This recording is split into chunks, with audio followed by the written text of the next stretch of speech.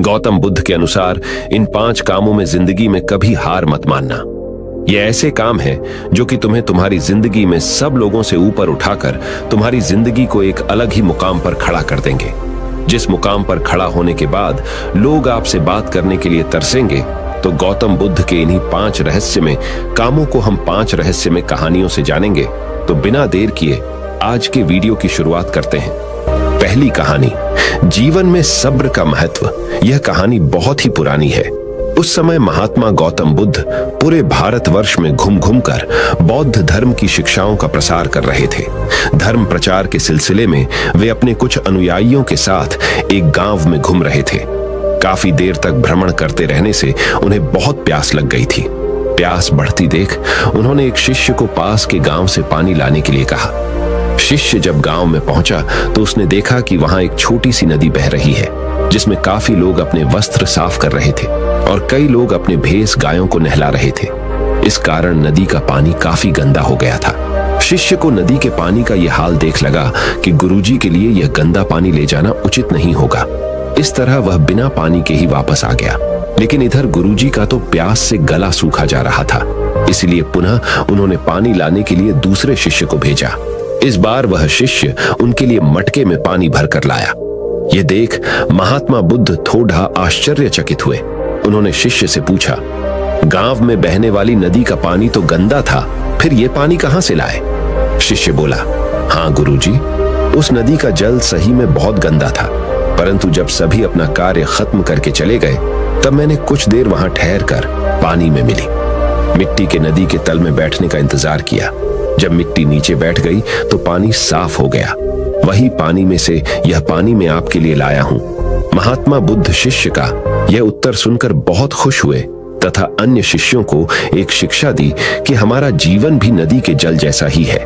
जीवन में अच्छे कर्म करते रहने से यह हमेशा शुद्ध बना रहता है, परंतु अनेकों बार जीवन में ऐसे भी क्षण आते हैं जब हमारा जीवन दुख और समस्याओं से घिर जाता है।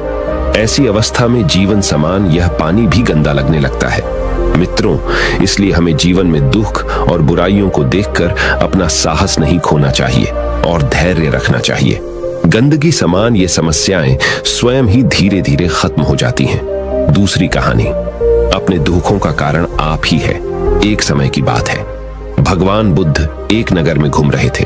उस नगर के आम नागरिकों के मन में बुद्ध के विरोधियों ने यह बात बैठा दी थी कि वह एक ढोंगी है और हमारे धर्म को भ्रष्ट कर रहा है। इस वजह से वहां के लोग उन्हें अपना दुश्मन मानते थे। जब नगर के लोगों ने बुद्ध को देखा तो उन्हें भला बुरा कहने लगे और बदुआएं देने लगे। गौतम बुद्ध नगर के लोगों की उलाहने शांति से बिना बोलने सुनते रहे। लेकिन जब नगर के लोग उन्हें बोलते बोलते थक गए तो महात्मा बुद्ध बोले, क्षमा चाहता हूं, लेकिन अगर आप लोगों की बातें खत्म हो गई है तो मैं यहां जाऊं। भगवान बुद्ध की यह बात सुन वहां के लोग बाड़ी टेढ़ी आश्चर्यचकित हुए। वही खटेढ़ा एक आदमी बोला, ओ भाई, हम तुम्हारा गुणगान नहीं कर रहे हैं, हम तो तुम्हें गालियां दे रहे हैं। क्या इसका तुम पर कोई असर नहीं होता? बुद्ध बोले, आप सब मुझे चाहे जितनी गालियां दो, मैं उन्हें लूंगा ही नहीं। आपके गालियां देने से मुझ पर कोई असर नहीं पड़ी डेढ़ाता, जब तक कि मैं उन्हें स्वीकार नहीं करता। बुद्ध आगे बोले, और जब मैं इन गालियां को लूंगा ही नहीं तो यह कहां रह जाएगी? निश्चित ही आपके पास। मित्रों, बुद्ध के जीवन का यह छोटा सा प्रसंग हमारे जीवन में एक नया परिवर्तन ला सकता है, क्योंकि बहुत से लोग अपने दुखों का कारण दूसरों को मानते हैं, जो कि अच्छी बात नहीं है। ऐसा कर हम स्वयं के लिए गड़रहा खोद रहे होते हैं। यह सब हम पर निर्भर है कि हम लोगों के नेगेटिव बातों को कैसे लेते हैं, उन्हें स्वीकार कर रहे हैं या नकार रहे हैं। तीसरी कहानी, इस दुनिया में कोई गरीब नहीं। एक समय की बात है, भगवान गौतम बुद्ध एक गांव में धर्म सभा को संबोधित कर रहे थे। लोग अपनी विभिन्न परेशानियों को लेकर उनके पास जाते और उसका हल लेकर खुशी खुशी वहां से लौटते। उसी गांव के सड़ैढक के किनारे एक गरीब व्यक्ति बैठा रहता तथा महात्मा बुद्ध के उपदेश शिविर में आने जाने वाले लोगों को बड़े ध्यान से देखता। उसे बड़ा आश्चर्य होता कि लोग अंदर तो बड़े दुखी चेहरे लेकर जाते हैं, लेकिन जब वापस आते हैं तो बड़े खुश और प्रसन्न दिखाई देते हैं। उस गरीब को लगा कि क्यों ना वो भी अपनी समस्या को भगवान के समक्ष रखे। मन में यह विचार लिए वह भी महात्मा बुद्ध के पास पहुंचा। लोग पंक्तिबद्ध खड़े होकर अपनी समस्या को बता रहे थे। जब उसकी बारी आई तो उसने सबसे पहले महात्मा बुद्ध को प्रणाम किया और फिर कहा, भगवान, इस गांव में लगभग सभी लोग खुश और समृद्ध है, फिर मैं ही क्यों गरीब हूं? इस पर उन्होंने मुस्कुराते हुए कहा, तुम गरीब और निर्धन इसलिए हो क्योंकि तुमने आज तक किसी को कुछ दिया ही नहीं। इस पर वह गरीब व्यक्ति बड़ा आश्चर्यचकित हुआ और बोला, भगवान, मेरे पास भला दूसरों को देने के लिए क्या होगा? मेरा तो स्वयं का गुजारा बहुत मुश्किल से हो पाता है। लोगों से भीख मांगकर अपना पेट भरता हूं। भगवान बुद्ध कुछ देर शांत रहे, फिर बोले, तुम बड़े अज्ञानी हो। औरों के साथ बांटने के लिए ईश्वर ने तुम्हें बहुत कुछ दिया है। मुस्कुराहट दी है जिससे तुम लोगों में आशा का संचार कर सकते हो। मुख दिया है ताकि लोगों से दो मीठे शब्द बोल सकते हैं, उनकी प्रशंसा कर सकते हो। दो हाथ दिए हैं, लोगों की मदद कर सकते हो। ईश्वर ने जिसको ये तीन चीजें दी है वह कभी गरीब और निर्धन हो ही नहीं सकता। निर्धनता का विचार आदमी के मन में होता है, ये तो एक भ्रम है, इसे निकाल दो। कभी भी मन में निर्धनता का भाव उत्पन्न न होने दो, गरीबी अपने आप दूर हो जाएगी। भगवान बुद्ध का संदेश सुनकर उस आदमी का चेहरा चमक उठा और उसने इस उपदेश को अपने जीवन में उतारा, जिससे वह फिर कभी दुखी नहीं हुआ। चौथी कहानी, अहंकार का उपहार। महात्मा बुद्ध के पास सेठ रतनचंद दर्शन को आए तो साथ में ढेरों सामग्री उपहार स्वरूप लाए। वहां उपस्थित जनसमूह एक बार तो वाह वाह कर उठा। सेठ रतनचंद का सिर तो गर्व से तना जा रहा था।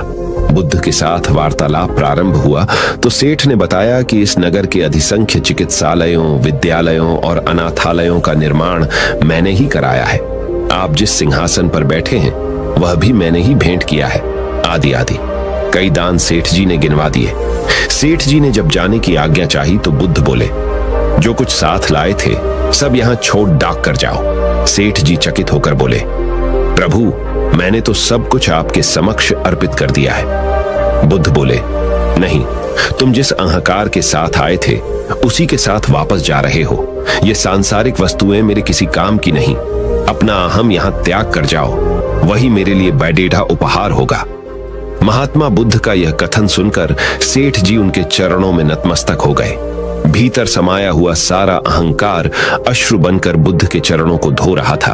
पांचवी कहानी, महत्वपूर्ण दान। भगवान बुद्ध एक पेड़क के नीचे चबूतरे पर बैठे हुए थे। हर भक्त की भेंट स्वीकार कर रहे थे। तभी एक वृद्ध महिला आई। उसने कांपती आवाज में कहा, भगवान, मैं बहुत गरीब हूं, मेरे पास आपको भेंट देने के लिए कुछ भी नहीं है। हाँ, आज एक आम मिला है, मैं इसे आधा खा चुकी थी। तभी पता चला कि तथागत आज दान ग्रहण करेंगे, अतः मैं यह आम आपके चरणों में भेंट करने आई हूं। कृपा कर इसे स्वीकार करें। गौतम बुद्ध ने अपनी अंजुरी में वह आधा आम प्रेम और श्रद्धा से रख दिया, मानो कोई बड़ढ़ा रत्न हो। वृद्धा संतुष्ट भाव से लौट गई। वहां उपस्थित राजा यह देखकर चकित रह गया। उसे समझ नहीं आया कि भगवान बुद्ध वृद्धा का जूठा आम प्राप्त करने के लिए आसन छोड़ा कर नीचे तक हाथ पसार कर क्यों आए। पूछा, भगवान, इस वृद्ध में और इसकी भेंट में क्या ऐसी विशेषता है? बुद्ध मुस्कुराकर बोले, राजन, इस वृद्धा ने अपनी संपूर्ण संचित पूंजी मुझे भेंट कर दी, जबकि आप लोगों ने अपनी संपूर्ण संपत्ति का केवल एक छोटा भाग ही मुझे भेंट किया है। दान के अहंकार में डूबे हुए बग्घी पर चढ़कर आए हो। वृद्धा के मुख पर कितनी करुणा और कितनी नम्रता थी। युगों युगों के बाद ऐसा दान मिलता है। अंतिम और महत्वपूर्ण छठी कहानी। एक बार की बात है, एक लड़का था, उसका नाम सबल था, जो नगर में रहता था। वह अपने जीवन से बहुत निराश था। उसकी निराशा का कारण यह था कि वह अब तक अपने जीवन में कुछ नहीं कर रहा था। उसके माता पिता उसे ताने मारते थे कि आपके सभी मित्र कुछ न कुछ कर रहे हैं। उसे यह बताने में भी शर्म आ रही थी, वह कुछ नहीं कर रहा था। धीरे धीरे उसने रिश्तेदारों से मिलना जुलना कम कर दिया और लोगों से मिलना भी बंद कर दिया। वह ज्यादातर समय घर पर ही रहता है। वह अकेला रोता है और भगवान को कोसता है और अपनी किस्मत को दोष देता है। अब उसे अपना जीवन बोझ लगने लगा था। कभी कभी वह सोचता कि कब वह कुछ करने के योग्य बनेगा, और फिर वह सोचता कि जिंदा रहने से अच्छा मर जाना है। एक दिन वह अपने नगर की एक गली से गुजर रहा था। तभी उसने देखा कि एक उपदेशक दुखक और परेशानियों पर उपदेश दे रहा है। वह भी उसी भीड़ में सबसे पीछे बैठ गया और गुरु के प्रवचन सुनने लगा। उपदेशक कह रहा था, दुख एक शिक्षक की तरह है जो हमें जीवन की सच्चाई दिखाता है और हमें जीने का सही तरीका सिखाता है। आप चाहें तो जिंदगी जीना भी सीख सकते हैं। गुरुजी उपदेश दे रहे थे कि तुम चाहो तो कुछ भी हासिल कर सकते हो और अगर चाहो तो एक कोने में बैठकर रो सकते हो। इन सभी बातों को सबल ध्यान से सुन रहा था, लेकिन शिक्षक की यह बातें पसंद नहीं आई। उसने खड़े होकर कहा कि कुछ भी सिखाने से दुख दूर नहीं होता, इसमें केवल दर्द होता है। दुख की पीड़ा अनंत है। ऐसा लगता है कि इसके बाद कुछ होने वाला नहीं है, इससे कुछ भी फर्क नहीं पड़ता है, इसके सामने तो मौत भी छोटी लगती है। उपदेशक ने कहा, फिर तुम्हारा दुख क्या है?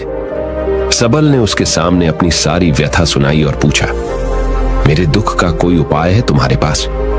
यह सुनकर शिक्षक मुस्कुराए और बोले, तुम उस दिन मेरे पास आओ जब आपके जीवन में वास्तविक दर्द हो, मैं आपकी समस्या का समाधान अवश्य करूंगा।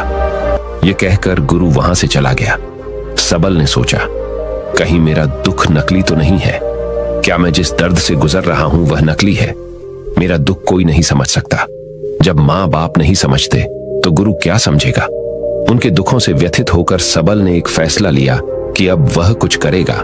सबल ने एक छोटा व्यवसाय शुरू किया, पर उसे सफलता नहीं मिल रही थी। लेकिन उसके घर वाले पूछते हैं कि क्या वह कुछ कोशिश कर रहा है। वह अपने व्यवसाय में लगा रहा और धीरे धीरे उन्हें सफलता मिलने लगी। फिर उसने गति पकड़ी और केवल 3 साल के अंदर ही वह एक बड़ा बिजनेसमैन बन गया।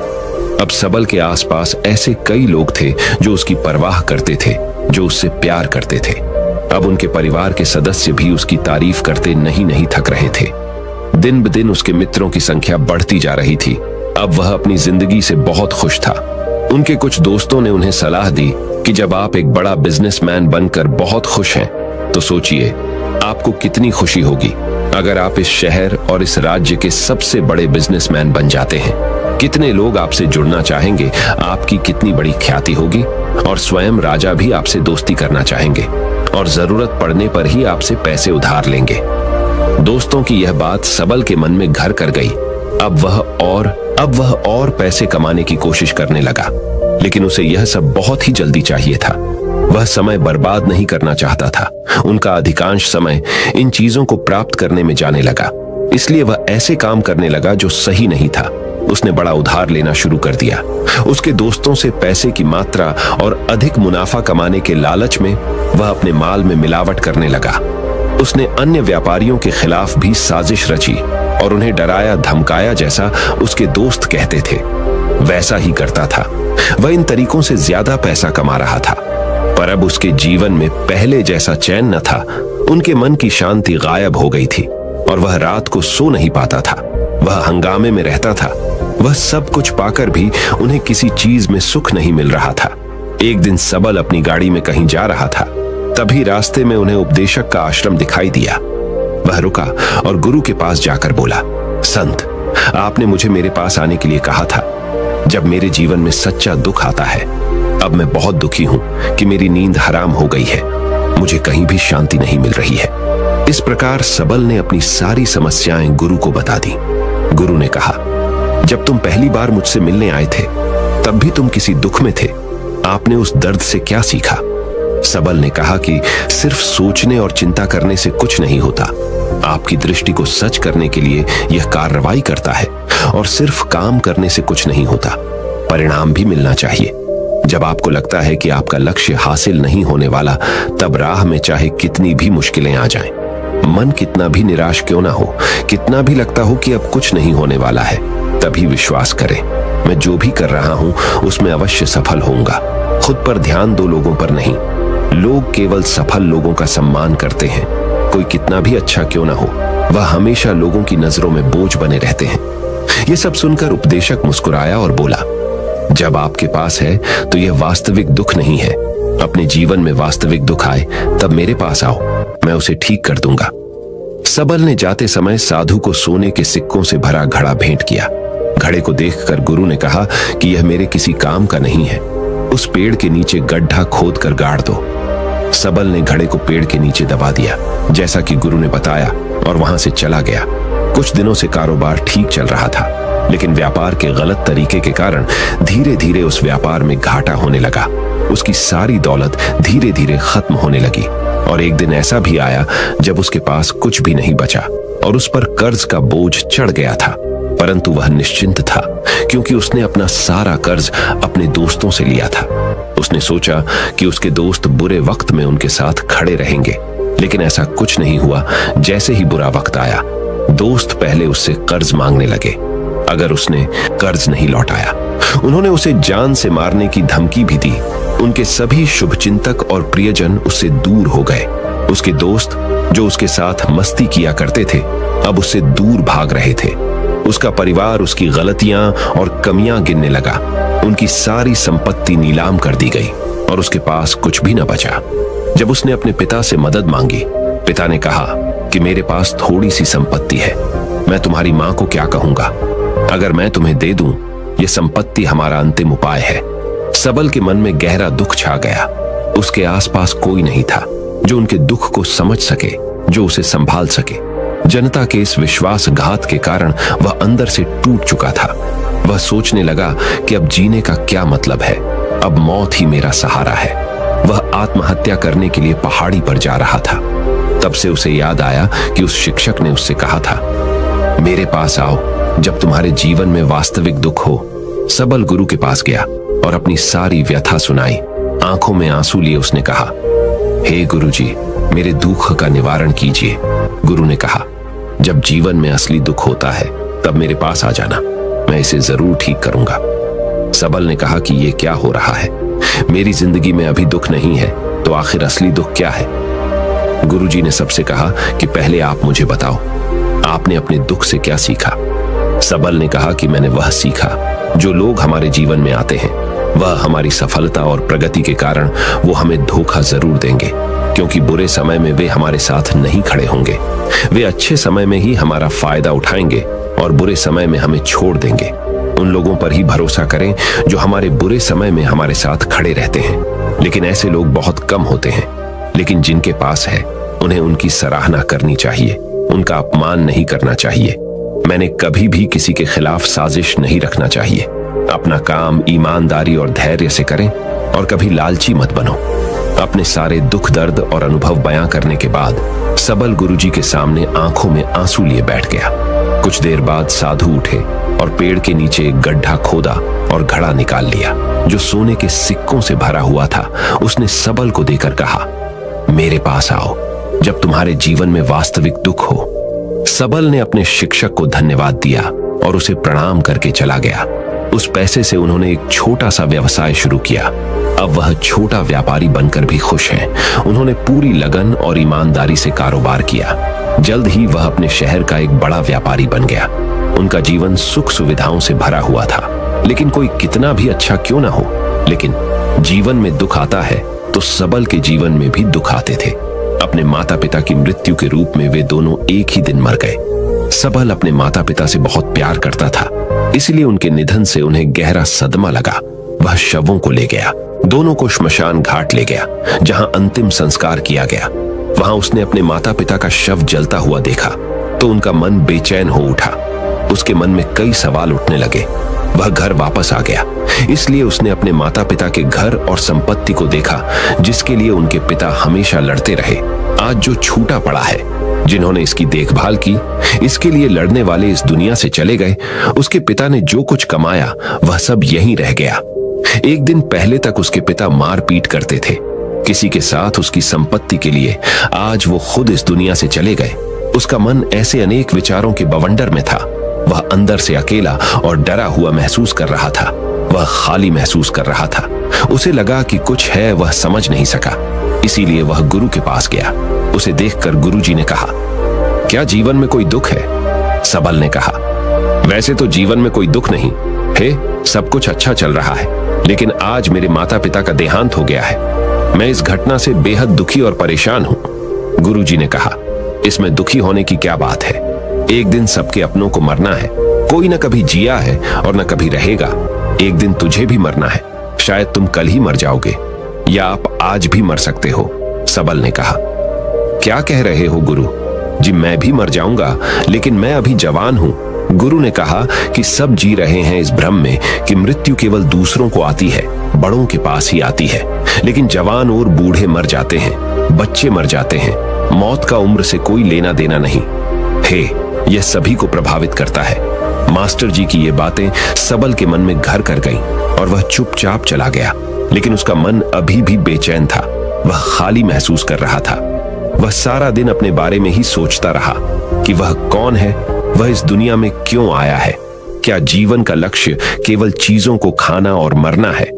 ऐसे कई सवाल उसके दिमाग में लगातार उठ रहे थे, लेकिन उन्हें अपने किसी भी सवाल का जवाब नहीं मिल रहा था और उसका दुख दिन ब दिन बढ़ता ही जा रहा था। इसलिए कुछ दिन बाद वह फिर से गुरुजी के पास पहुंचा और बोला, हे स्वामी, मैं बहुत दुखी हूं क्योंकि मैं यह नहीं जान पा रहा हूं कि मैं कौन हूं और मैं इस दुनिया में क्यों आया। यह सुनकर गुरुजी मुस्कुराए और बोले, आज आपके जीवन में पहली बार सच्चा दुख उत्पन्न हो गया है। यह वास्तव में दुख कहलाने के लायक है। हम नहीं जानते कि हम कौन हैं, हम क्यों आए हैं, क्या करें, कैसे करना है। सबल ने अपने गुरु से कहा कि उसकी दुर्दशा दूर करो। गुरु ने कहा कि हम सभी इंसान हैं, जीवन भर संग्रह करते रहते हैं। सबल ने कहा कि सभी इंसान जीवन भर धन, सम्मान, परिवार, प्रतिष्ठा, मित्र, शत्रु आदि जमा करते हैं। गुरु ने पूछा, क्या हम एकत्रित की गई चीजों में से कुछ भी अपने साथ ले जा सकते हैं? सबल ने कहा, कोई भी इंसान अपने साथ कुछ भी नहीं ले जा सकता, वह सिर्फ अकेला ही जाता है। मेरे माता पिता भी अपने साथ कुछ भी नहीं लेकर गए। सब कुछ धन संपत्ति वैभव सब कुछ यहां पर छोड़ कर गए। शिक्षक ने कहा, अब मेरी बात ध्यान से सुनो। इस संसार में हमें जो संग्रह करना चाहिए वह हम नहीं करते। चीजें हमारे सामने होती हैं, लेकिन हम उन्हें देखने की कोशिश नहीं करते। हमें इस दुनिया में जो कुछ भी इकट्ठा करते हैं वह हम खुद हैं। हमें खुद को जुटाना होगा ताकि जब हम मरें तो हम एकजुट हो सकें और खुद को पहचानने में सक्षम होने के लिए हम अंदर बंटे हुए हैं। हम प्यार, नफरत, गुस्सा, ईर्ष्या में बंटे हुए हैं। क्रूरता, धन, स्थिति, प्रतिष्ठा, सम्मान, पहचान, धर्म, जाति, सैकड़ों हजारों ऐसी चीजों और इच्छाओं में हम विभाजित हैं और टुकड़ों में जीवन जी रहे हैं। इस विभाजन के कारण हमारी चेतना कभी एक नहीं हो सकती।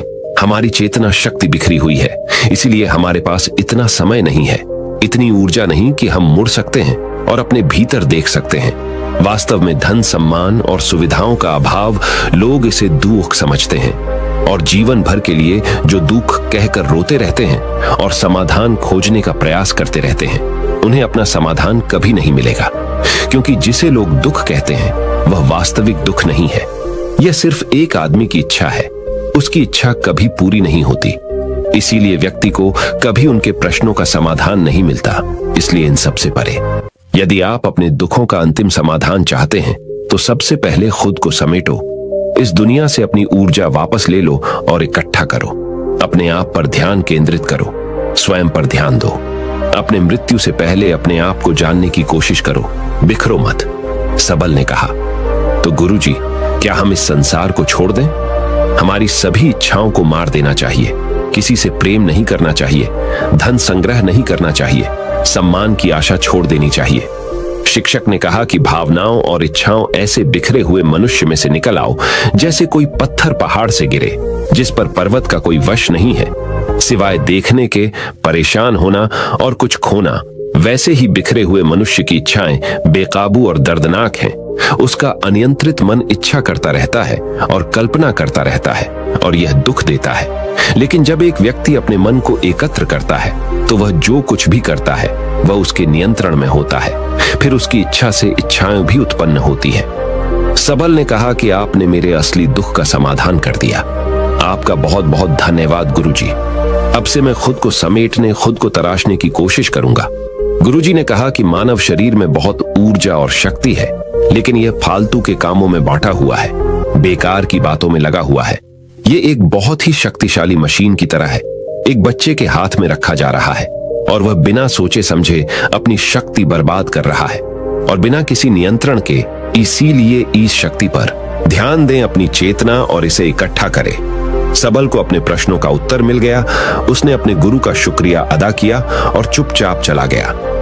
दोस्तों, उम्मीद है आपको यह कहानी पसंद आई होगी। अगर आपको यह कहानी पसंद आई हो तो अपने दोस्तों और परिवार के साथ इस वीडियो को जरूर शेयर करें और हमारे चैनल को सब्सक्राइब कीजिए आप सबका इस वीडियो को देखने के लिए धन्यवाद। नमो बुद्धाय।